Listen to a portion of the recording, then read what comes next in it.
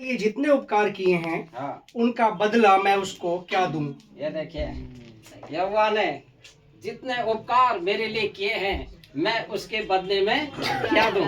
क्या है हमारे पास देने के लिए? क्या है हमारे पास देने के लिए? परमेश्वर के पास क्या दें हम परमेश्वर को?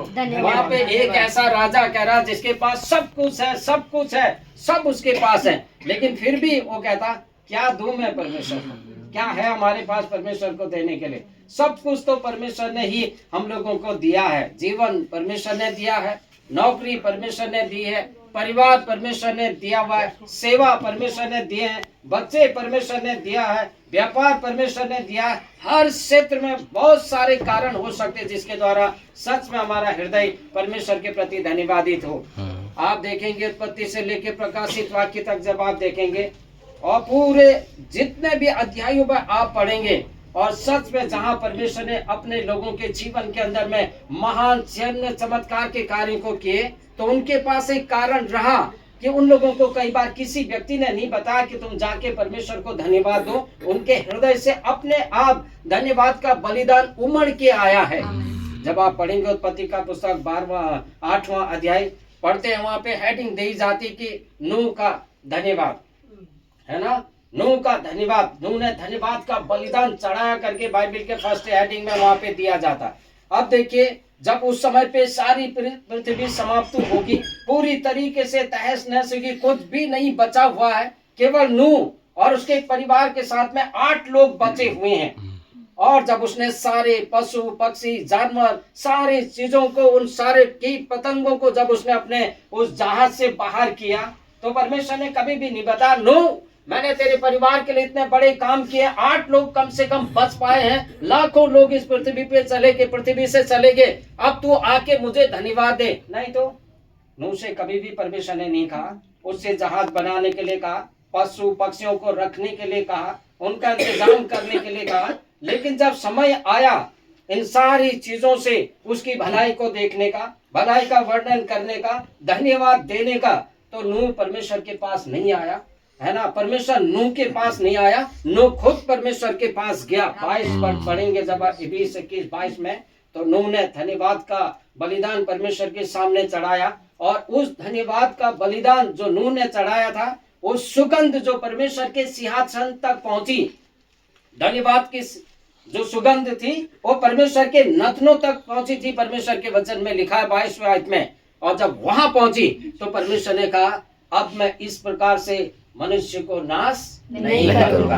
आप देख रहे, ये है धन्यवाद देना। और जब हम धन्यवाद देते हैं तो धन्यवाद किसी के कहने से नहीं आता, वो धन्यवाद किसी के बताने से नहीं आना चाहिए। वो धन्यवाद हम में से हर व्यक्ति के अपने दिल के अंदर पे एक स्रोत की तरह बाहर आना चाहिए, क्योंकि परमेश्वर ने हम लोगों को कई सारी चीजों में से एक बात के लिए ये भी चुना है कि हर बात में हम परमेश्वर को धन्यवाद दें, हर परिस्थिति में हम परमेश्वर को धन्यवाद दें। भजन संहिता 34:1 में दाऊद कहता मैं हर समय यहोवा को धन्य कहा करूंगा, उसकी स्तुति निरंतर मेरे मुंह से होती रहेगी। ऐसी परिस्थिति में भी जब उसके एकदम विकट परिस्थिति थी, विपरीत परिस्थिति थी, उस वक्त में भी परमेश्वर का महान दास, महान राजा अपने दिल की गहराई से ये कह पाया कि हर समय, सच में समय कई बार हमारे साथ चलता, समय कई बार हमारे साथ नहीं भी चलता। और हम जब विश्वासी लोग रहते हैं, विश्वास करते हैं, परमेश्वर पे आते, प्रभु की भलाई को देखते हैं, तो हम कभी भी सूर्य, चंद्रमा, तारे और इन सारे नक्षत्रों के द्वारा हम लोग नहीं चलाए जाते। हम चलाए जाते केवल परमेश्वर का वचन और पवित्र आत्मा की अगुवाई के द्वारा। ये हमारे विश्वासी लोगों की एक पहचान है। तो बाइबल में जब हम लोग देखते हैं धन्यवाद देने के कई सारे कारण हैं, कई सारे कारण हैं। एक जब हम देखते हैं कलीसिया की तौर से हम लोग देखें तो कई बार विश्वासी लोगों को हम लोग देख पाते हैं। कल हमारे कलीसिया में धन्यवाद का एक थोड़ा समय दिया गया, तो एक महिला आई, उसने हमारे कलीसियाओं में से कम 5 से 7 ऐसे टेस्टिमनी को उसने गिनाए जो खुद हमको याद नहीं थे, लेकिन उसने गिनाए। खड़े होके उसने कहा कि हमारे कलीसिया में परमेश्वर ने कितने बड़े बड़े काम किए, कई बार हम लोग इसको देख नहीं पाते, हम लोग इसको याद नहीं कर पाते, और उसके साथ में परमेश्वर को धन्यवाद नहीं दे पाते हैं।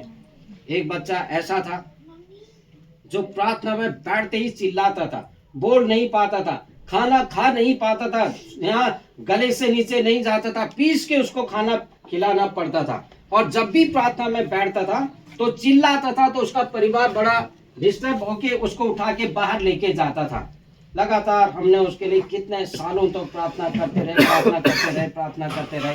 तब उसने बताया कि आज वो बच्चा खाने लगा, आज वो बच्चा बोलने लगा, आज वो बच्चा स्कूल भी जाने लगा, आज वो जितना 2 घंटा प्रार्थना होती है और 2 घंटा प्रार्थना में बिल्कुल मुंह को बंद करके आराम से आराधना स्तुति और प्रार्थना करता है। धन्यवाद का टाइम है कि हमने नहीं किया, हमारी क्षमता ने नहीं किया, हमने अपने आप से नहीं किया, परमेश्वर ने किया है। तो कई बार एक धन्यवाद वो होता, जैसे हमको नौकरी मिलती है ना, कई बड़े काम होते, परमेश्वर ने कोई महान कामों को हमारे जीवन के अंदर में किया है।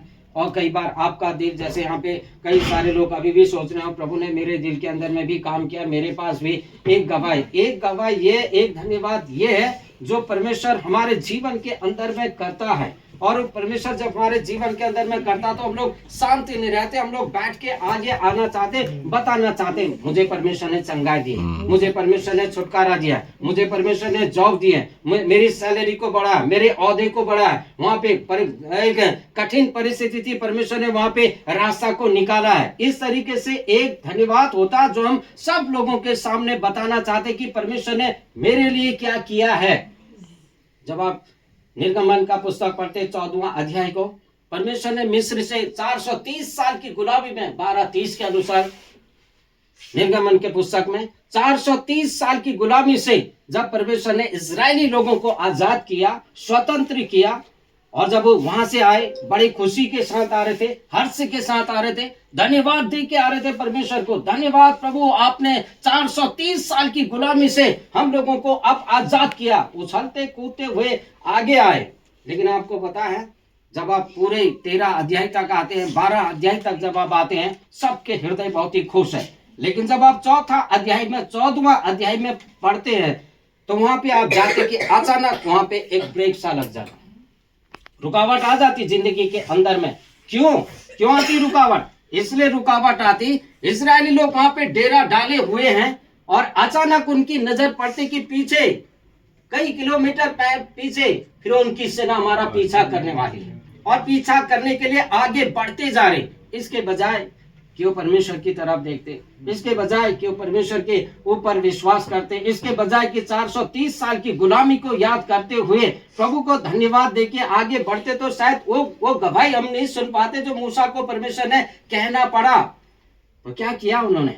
पीछे देख लिया, और पीछे देखने के बाद वो मूसा के ऊपर कुड़कुड़ाने लगे, तू हमें क्यों लाया यहाँ पे? क्या मिस्र में कब्र कम थी? क्या मिस्र में यहाँ पे हम लोगों के लिए जगह कम पड़ गई थी? लगातार मूसा के ऊपर आक्रमण करते गए। लेकिन प्रभु का धन्यवाद हो, जहाँ पे समस्या है परमेश्वर समाधान भी निकालता है। जब सब हताश थे, सब निराश थे, सब अब क्या करें, आगे को कहीं पे कोई भी मार्ग नहीं दिखाई दे रहा था, उनकी अविश्वास में भी परमेश्वर उनके जीवन के लिए विश्वास योग्य परमेश्वर बना रहा। उसने नीति दी, विधि दी, मूसा को बोला तेरे हाथ में क्या है? छड़ी, इसको बढ़ा और रात भर पूर्वाई चलेगी, हवा चलेगी, पूरा समुद्र 2 भाग होगा। और जैसे ही मूसा ने परमेश्वर के वचन की आज्ञा का पालन किया और समुद्र 2 भाग हुआ, और पूरे 430 साल की गुलामी में पड़े हुए 30 लाख से भी ज्यादा लोग उस सूखी भूमि से वो लोग बाहर निकल पाए। और शत्रु की सेना ने क्या किया? वो भी चाहते थे कि मैं उसी सूखी भूमि से मैं भी पीछा करके वहां तक इनका पीछा करूं जहां तक ये जाएंगे। क्या परमेश्वर ने ऐसा होने दिया? नहीं। आधे रास्ते में परमेश्वर ने उनके जितने रथ थे उनके पहियों को निकाल दिया, उनकी सारी गाड़ियों को ढीला कर दिया, उनके घोड़ों को ढीला कर दिया, उनकी लगामों को ढीला कर दिया, सब कुछ परमेश्वर ने ढीला कर दिया। जब वो दूसरी तरफ पहुंच गए और शत्रु की सेना पूरी बह के दूर चलेगी तो सब लोग भूल गए होंगे। लेकिन उसके बाद एक और मौका मूसा को मिला कि सारे इजरायली लोगों को क्या करे? इकट्ठा करे, सब इजरायली लोगों को इकट्ठा करे और सब लोग मिलके परमेश्वर को धन्यवाद दें। जब आप पढ़ेंगे 15वां अध्याय में तो पूरा अध्याय धन्यवाद स्तुति बलिदान के साथ में उन लोगों ने उसको आरंभ किया। मतलब क्या है? एक धन्यवाद वो है जो परमेश्वर हमारे जीवन के अंदर में करता है, और वो धन्यवाद के लिए हम कभी भी शांत नहीं रहना चाहते। कहीं ना कहीं हम उसको बताना चाहते, कहीं ना कहीं हम उसको दिखाना चाहते कि परमेश्वर ने हमारे जीवन के अंदर में क्या किया है। अब इन्होंने क्या किया? इन्होंने, किसी ने नहीं कहा इनसे, लेकिन मूसा ने इकट्ठा किया। जैसे आज हम लोग यहाँ पे इकट्ठा, फैमिली ने यहाँ पे हम सब लोगों को इकट्ठा किया है प्रभु को धन्यवाद देने के लिए। मूसा ने सब लोगों को इकट्ठा किया। उसने कहा कैसे उसने हर चीजों का वर्णन किया वहां पे, कैसे शत्रु की सेना को, कैसे उसके टैरों को ढीला किया, कैसे उनके पुर्जों को ढीला किया, कैसे समुद्र को दो भाग किया, और किस तरीके से परमेश्वर हमको यहाँ तक लेके आया है। उन लोगों का हृदय उसके बाद धन्यवाद के साथ में, बलिदान के साथ में भरा हुआ था। एक ये धन्यवाद का बलिदान परमेश्वर को हम में से हर व्यक्ति को चढ़ाना चाहिए, हर व्यक्ति को चढ़ाना चाहिए। एक एक व्यक्ति, हम लोग जितने भी आज इस शाम के वक्त में ये हैं, यहाँ पर हैं, जैसे नौकरी है, पैसा है, कहीं पे आपका ओहदा बड़ा है, कहीं पे और आशीष आई है, तो सच में जब हम लोग इस तरीके से परमेश्वर के लिए और प्रभु की उपस्थिति में इन सारी चीजों को हम लोग बांटते हैं, प्रकाशित वाक्य 12:11 के अनुसार, वो अपने वचन और अपनी गवाही के साथ में, परमेश्वर के वचन और अपनी गवाही के साथ में उस शत्रु के ऊपर विजय पाए हैं। हालेलुया। विजय को पाते जितनी बार हम लोग गवाही देते हैं। तो एक धन्यवाद का बलिदान चढ़ाना ये है, जैसे यहाँ पे अभी फैमिली ने बताया कि 4 लोगों को प्रभु ने नौकरी दिया है। यहाँ पे बता मनीष कितने बड़े हादसे से परमेश्वर ने उनको बचाया है, और कितने बड़े काम यहाँ पे परमेश्वर ने किए हैं। इसलिए तो उनका दिल आज इस शाम के वक्त में धन्यवादित है, और इसलिए फैमिली की तरह उन लोगों ने हम सब लोगों को यहाँ पे बुलाया। ये धन्यवाद देना, और ऐसा हम में से हर व्यक्ति को हमेशा करना चाहिए। एक धन्यवाद ये है, एक धन्यवाद वो है जब हम चीजों को होते हुए नहीं देखते हैं। हम देखते नहीं चीजों को होते हुए। कई बार हम सोचते नहीं, जब मेरी नौकरी लगेगी, मेरा ब्याह हो जाएगा, मेरे बच्चे आगे बढ़ जाएंगे, मेरा व्यापार बढ़ जाएगा, मेरी सैलरी बढ़ जाएगी, अच्छे औहदे पे चला जाऊंगा, तब तक मैं अपने हृदय को पकड़े रहता हूँ, तभी मैं धन्यवाद दूंगा। नहीं तो आप यीशु मसीह के बारे में देखिए, यीशु मसीह ने क्या किया। जब आप 11वां अध्याय पढ़ते हैं, यमुना का पुस्तक उसका 11वां अध्याय 41 से लेके 45 आयत तक, जब आप देखेंगे वहां पे लाजर 4 दिन तक कब्र के अंदर में था, और जब परमेश्वर यीशु मसीह उस परिवार के साथ में वहां पे पहुंचता है, तो सारा परिवार वहां पे क्या था? निराश तो था। यदि आप आगे आ जाते तो शायद ऐसी घटना नहीं घटती, लेकिन लाजर को बाहर आने से पहले ही 11 उसकी 41वीं आयत को पढ़ेंगे, तो परमेश्वर यीशु मसीह ने बड़े अद्भुत रीति से आपके लिए, मेरे लिए, हम में से हर व्यक्ति के लिए परमेश्वर ने एक महान उदाहरण को रखा हुआ है। 11:41 को कोई पढ़े। तब उन्होंने उस पत्थर को हटाया। फिर यीशु ने आंखें उठाकर कहा, हे पिता, मैं तेरा धन्यवाद करता हूँ कि तूने मेरी सुन ली है। आमीन। अब हुआ, अभी लाजर बाहर आया था? नहीं आया था लाजर बाहर? नहीं। तो अभी लाजर बाहर ही नहीं आया, लाजर कब्र के अंदर ही है। अभी वो पट्टियों के साथ में है, सारा अंदर है, 4 दिन से अंदर पड़ा हुआ है। लेकिन पिता ने हमारे लिए कितना बड़ा उदाहरण छोड़ा हुआ है। उसने कहा कि हे पिता, मैं आपका धन्यवाद करता हूँ क्योंकि तू हमेशा मेरी प्रार्थना को सुनता है। हालेलुया। कई बार हम चीजों को देखना चाहते पहले, उसके बाद हम धन्यवाद देना चाहते हैं, लेकिन परमेश्वर ये भी चाहता हम में से हर व्यक्ति के जीवन से, इससे पहले की चीजें हो, बातें घटे, और हम परमेश्वर को धन्यवाद देना आरंभ करें। अगर हमारा काम कहीं पे रुक रहा, हमको एक इन्वर्टर की जरूरत थी आज से कम 3 साल पहले। हमारे जगह पे लाइट नहीं थी बदरपुर में, तो मैं कभी नहीं सोचता था, मतलब ऐसा भी हो सकता था, मेरे दिमाग में नहीं आया। तो एक दिन सवेरे मैं प्रार्थना कर रहा था, और प्रार्थना किया तो परमेश्वर ने मेरे दिल के अंदर में डाला कि तुम एक इन्वर्टर ले लो, तुमको मैं देता हूँ। मैंने कहा किधर है प्रभु, मैं क्या करूँगा उससे? नहीं, इससे लाइट आएगी तो मैंने कहा ठीक है प्रभु धन्यवाद। मैंने उस डेट को लिख लिया, टाइम को लिख लिया, समय को लिख लिया, सब कुछ मेरे डायरी में मैंने सवेरे की प्रार्थना में लिख लिया। कितने समय पे आएगा, कौन से दिन में आएगा, कहाँ से आएगा, वो सब कुछ मैंने सवेरे अपनी प्रार्थना में डायरी में लिख लिया और प्रभु को धन्यवाद दिया। मैंने कहा प्रभु धन्यवाद, आपने बोला है कि कल आज से 3 दिन पहले 12 बजे से पहले तुम्हारा इन्वेटर तुम्हारे ही वहाँ पे होगा, प्लॉट के अंदर में होगा। मैंने कहा प्रभु धन्यवाद, इन्वेटर आ रहा है। एक दिन गया, आकाश की तरफ देखना पड़ा, दूसरे दिन गया, लोगों की तरफ देखना पड़ा, तीसरे दिन गया तो इधर उधर देखना पड़ा, आखिर इन्वेटर आ कहाँ से रहा, क्योंकि तीसरा दिन है, 11 बजा है।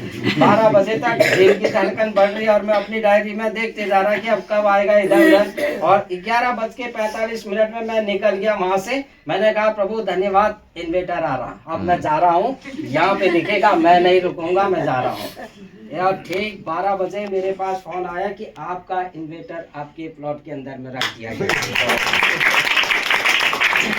और मैं धन्यवाद दिया प्रभु को धन्यवाद दिया, पहले से ही धन्यवाद दिया, सारा टाइम सब कुछ परमेश्वर ने नियुक्त कर दिया और मैंने केवल प्रभु को धन्यवाद दिया। अपने टाइम पे, अपने समय पे हम निराश हो जाते, इधर उधर देखने लग जाते, लेकिन परमेश्वर घास सूख जाती, फूल मुरझा जाता, लेकिन परमेश्वर का वचन हमेशा अटल रहेगा। एक धन्यवाद वो है जो आपके जीवन के अंदर में परमेश्वर काम करता, आप प्रभु के प्रति धन्यवादित होते हैं। एक धन्यवाद वो है जब चीजें नहीं होती और आप उस चीजों को आप पहले से ही होते हुए है ना आप देखते हैं, धन्यवाद प्रभु ये चीजें हो रही, धन्यवाद परमेश्वर आने वाला, धन्यवाद परमेश्वर काम बनने वाला है, धन्यवाद। जब आप देते रहते, कहते रहते, शैतान कई प्रकार के सोच और विचार को हमारे जीवन के अंदर में डालेगा। सेकंड क्रॉनिकल का पुस्तक 2 इतिहास 20वें अध्याय में जब आप पढ़ते हैं, अमोनी, मोआबी, सेईर के लोगों ने एक ऐसे यहोशापात नाम के राजा के पूरा राज्य को घेर लिया। 3 मजबूत सेना ने ऐसे आ रहे जो टिड्डी के समान है, ताल के उस पार में वो कहता कि सारी सेना भरी हुई है। अब यहोशापात को डराने के लिए बहुत सारे लोग आगे, बोला अब हम क्या करेंगे। वहां पे 3री आयत से लेके 4थी आयत में लिखा हुआ है यहोशापात डर गया लेकिन यहोवा की खोज में लग गया। जब आप वहां से 21वीं आयत तक जब आप आते हैं तो कुछ चीजों को नहीं देखता, लेकिन डर गया मगर परमेश्वर की खोज में लगा हुआ है। उसने क्या किया, धन्यवाद देना स्टार्ट किया, प्रार्थना करना स्टार्ट किया, आराधना स्टार्ट किया। और जैसे उसने इन सारी चीजों को किया, परमेश्वर उसके लिए लड़ा। प्रभु ने अपने एक भविष्यद्वक्ता को उनके बीच में से खड़ा किया और उससे बोला कि ये कहो कि अब ये युद्ध तुम्हारा नहीं, ये युद्ध मेरा है। निर्गमन 14:14 में लिखा है यहोवा तुम्हारे लिए लड़ेगा, परमेश्वर हमारे लिए लड़ेगा, हमारे लिए लड़ेगा परमेश्वर, आपके लिए लड़ेगा, आपके काम के लिए लड़ेगा परमेश्वर, हर व्यक्ति में परमेश्वर लड़ेगा। तो क्या किया उसने कहा प्रभु धन्यवाद। अचानक परमेश्वर ने वचन भेजा और वचन भेज के अपने भविष्यद्वक्ता को खड़ा किया और उस पूरी प्रजा को कहा कि अपने हृदय को आप छोटा मत करो, अपने हृदय को दुखी मत करो, निराश मत हो, अब ये युद्ध तुम्हारा नहीं हमारा। ये देख रहे चीजें होते हुए नहीं देखी थी, लेकिन जैसे परमेश्वर का वचन आया, वचन के ऊपर विश्वास किया, धन्यवाद किया परमेश्वर का, और कुछ ही क्षण के साथ में चाहे वो कितने भी लाखों थे, हजारों लोग थे, परमेश्वर के वचन में लिखा परमेश्वर ने सारे घातकों को परमेश्वर ने बैठा दिया। हालेलुया। 16:8 के नीचे जब आप देखते हैं तो वहाँ पे कहता है यहोवा का धन्यवाद करो, उससे प्रार्थना करो और देश देश में उसके आश्चर्य कर्म का वर्णन करो। 5 में वो कहता यहोवा का धन्यवाद करो, उससे प्रार्थना करो, देश देश में उसके आश्चर्य कर्म का वर्णन करो। कितने महान काम परमेश्वर ने हमारे जीवन के अंदर में किए हैं। हम किस रूप से, किस रीति से हमारा हृदय परमेश्वर के प्रति धन्यवादित है, ये हम में से हर व्यक्ति को समझना है, हर व्यक्ति को जानना है। पौलुस लिखता फर्स्ट थेस्सलुनी के पुस्तक में 5वां अध्याय उसकी 17 और 18वीं आयत में वो कहता कि हर समय हर सीजन में परमेश्वर को धन्यवाद करो, धन्य कहो प्रभु को, धन्यवाद दो परमेश्वर को, हमेशा धन्यवाद दो करके पौलुस बताता है अपने उस अध्याय में। तो मतलब क्या है, एक धन्यवाद ये है कि हम देते और दूसरा ये है कि हम चीजों को नहीं होते हुए देखते तो भी हम प्रभु को धन्यवाद देते हैं। इसलिए तो दाऊद कहता, मैं हर समय यहोवा को धन्य कहा करूंगा और उसकी स्तुति निरंतर मेरे मुंह से होती रहेगी। निरंतर ऐसी परिस्थिति में बोला है जब उसके अपने खुद के लोग उसके विरोध में थे, उसका बेटा उसके विरोध में है, उसकी प्रजा उसके विरोध में है, पूरा राजा उसके विरोध में है, सब लोग उसके विरोध में है। एक गुफा से दूसरा गुफा, एक पहाड़ से दूसरे पहाड़ में भागने के बावजूद भी अगर हम में से सच में हम लोग होते, एक पहाड़ भागते, दूसरा भागते, तीसरे में तो हम जरूर कहते छोड़ो अब कोई है ही नहीं। अगर परमेश्वर होता तो उसे अय्यूब की वाइफ की तरह हम लोग होते। अगर परमेश्वर होता तो फिर ये क्यों होता? हमारे लिए वो सवाल नहीं होता कि परमेश्वर होता तो ये क्यों होता। हमारे लिए तो ये सवाल होता, परमेश्वर है और उसी ने सब कुछ किया है। आमीन। तो ये होता हमारे जिंदगी के अंदर में। तो क्या कह रहा? अपने दिल से ये धन्यवाद। दूसरा, कभी हम चीजों को होते हुए नहीं भी देखते हैं तो भी हम प्रभु को धन्यवाद दें। वहीं पे तो जब सारी चीजें चल रही हैं, सब कुछ अच्छी तरीके से चल रहा, आपके हिसाब से, आपके क्रम के अनुसार, आपकी योजना के अनुसार में जब ये सारी चीजें चल रही हैं तो फिर किसी को क्या कहने की जरूरत है? कोई भी आपसे हाथ मिलाएगा तो आप कहेंगे हालेलुया, प्रेज द लॉर्ड। अगर वही परिस्थिति विपरीत चल देगी, क्या उस समय पे धन्यवादित होंगे? क्या हमारा दिल धन्यवादित होगा? मेरा हाथ टूट गया तो क्या मैं धन्यवादित होऊंगा? धन्यवाद प्रभु, आपने कम से कम एक हड्डी तो तोड़ी। नहीं तो क्या सच में उस समय भी हम धन्यवाद देंगे तो प्रभु क्षमता रखता है हड्डी को जोड़ देने की। उस समय पे भी प्रभु ताकत रखता है हमारी हड्डी को जोड़ देने की। लेकिन कई बार हम लोग विपरीत परिस्थिति में परमेश्वर को धन्यवाद नहीं दे पाते हैं। जैसे जब आप देखेंगे 12वां अध्याय लूका का पुस्तक में, 16वां अध्याय लूका के पुस्तक में जब आप देखेंगे तो 10 कोढ़ी ऊपर होते हैं। यीशु मसीह से कहते, ओ प्रभु हम चंगा होना चाहते हैं। तुरंत उसने कहा जाओ याजक को दिखाओ। और थोड़ी आगे बढ़े, सारे के सारे लोग चंगे हो गए। और जब 10 चंगे हुए थे, 9 ने अपना अपना रास्ता ले लिया। एक इधर भागा, एक उधर भागा, एक उधर भागा, सब लोग भाग गए। सारों ने अपना अपना रास्ता ले लिया।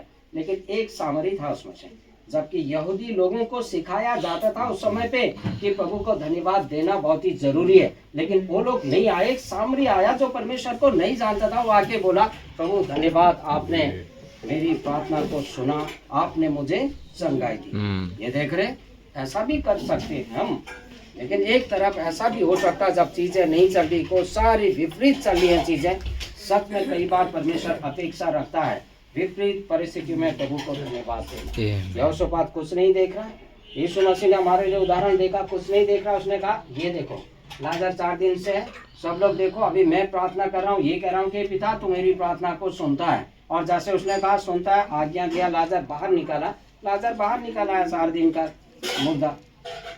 आपके लिए, मेरे लिए, हम में से हर व्यक्ति के लिए परमेश्वर सच में ऐसे काम को कर सकता है। तो क्या है?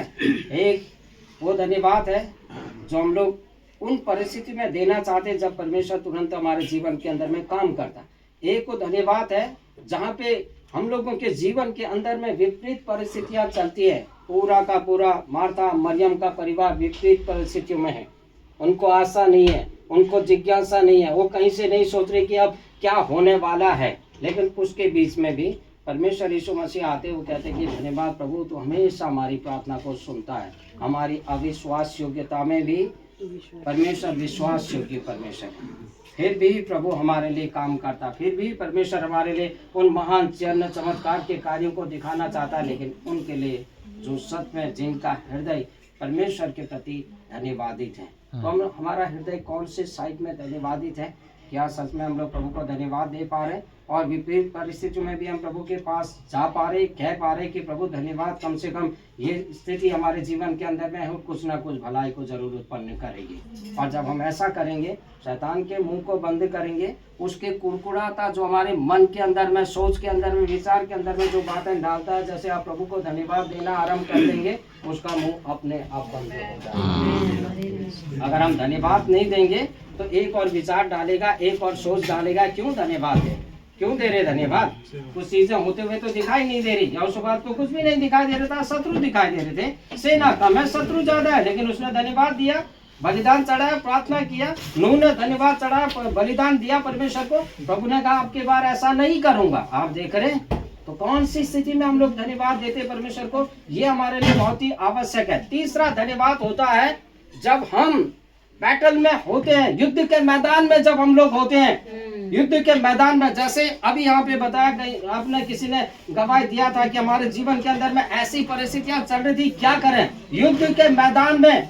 मतलब क्या है, युद्ध के मैदान में जब हम बैटल फील्ड में होते हैं, उस वक्त में हम लोग कैसे परमेश्वर को धन्यवाद देंगे, ये हमारे लिए बहुत ही आवश्यक है। आप देखिए दानियल का पुस्तक 9वां अध्याय, उसकी 3, 4, 5वीं आयत को जब आप पढ़ेंगे, एकदम युद्ध के मैदान पे है दानियल। वहां पे कुछ क्षण के साथ में या तो उसको मार देना है, मिटा देना है, या उसकी जिंदगी चली जानी है। लेकिन उसके बावजूद भी 3रे अध्याय आज में जब आप पढ़ते हैं 9वें अध्याय के 3रे में, वो जाता खिड़की खोलता, 3 बार परमेश्वर से प्रार्थना, हर दिन 3 बार यरूशलेम की तरह खिड़की खोलता उसकी तरफ, और प्रभु से प्रार्थना करता रहता। एकदम बिल्कुल विकट परिस्थिति है, कभी भी जिंदगी जा सकती है, युद्ध है और संघर्ष हमेशा अंधकार के और परमेश्वर के राज्य के बीच में ही है।